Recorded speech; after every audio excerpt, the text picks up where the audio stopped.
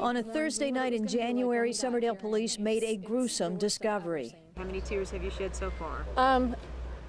Many, and had to leave the building numerous times.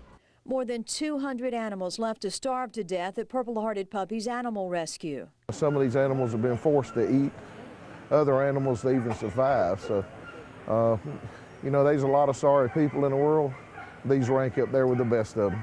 So far, all but 5 of the dogs have been adopted. Sharon and Roberta Duet remain charged with felony animal abuse. A remote area of Baldwin County, Gravine Island, grabbed headlines in April when some teenagers were caught burglarizing a fish camp.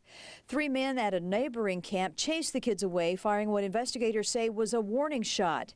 It struck and eventually killed Bay Minette teenager Summer Moody. A grand jury indicted teenagers Scott Bird, Daniel Parnell, and Dylan Tyree for Moody's death. We're hunting for our daughter, and we don't know where to turn.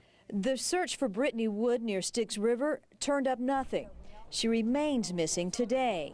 Meanwhile, a sex scandal involving her family members has led to at least 5 arrests, and prosecutors say there could be more. At the height of the tourist season on Pleasure Island, a road rage shooting. Damon Hambry of McCalla, Alabama, shot once in the chest after a confrontation with Steve Pinson from Ono Island. That argument ended with Pinson going to jail and Hambry taking a ride for his life. The Gulf Coast was fortunate this hurricane season with no major storms, although we did have a brush in June with Tropical Storm Debbie. And then in August, Hurricane Isaac sent high winds and high surf along the coast, reminding everyone just how dangerous living along the coast can be. A churning Gulf may have helped uncover a mystery in Gulf shores. Definitely was a eventful day, you know, one I will always remember, and I'm sure the kids will too. Beachcombers found a human bone, a second bone discovered just a few weeks later. Authorities are still waiting on DNA results. In September, word came former Mobile County Commissioner Steve Nodine had reached a plea agreement just hours before his second murder trial in the shooting death of Angel Downs was to begin.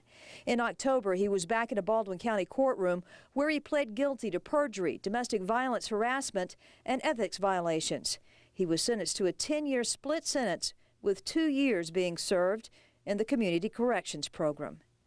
The discovery of a body near Styx River revealed the dark side of motorcycle gangs and the Devil's Disciples gangs in particular.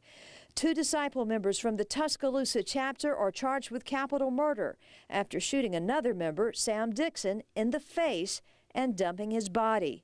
4 others associated with the Disciples have also been charged in the crime. 2 years after the Deepwater Horizon disaster, criminal charges in the deaths of 11 rig workers and the explosion that led to the massive oil spill that still affects the coast today.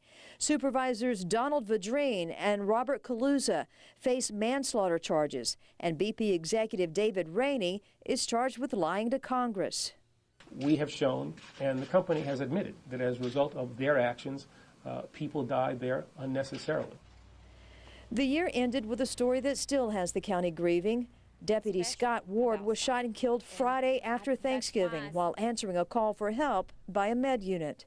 Deputy Ward was a personal friend of mine, and he was an exemplary deputy sheriff. We are proud of him. We will mourn him and we will miss him. Another veteran deputy, Curtis Summerlin, was also wounded, the suspect killed. Hundreds of law enforcement officers from across the country came to pay tribute to Deputy Ward 4 days later when he was laid to rest in Fairhope.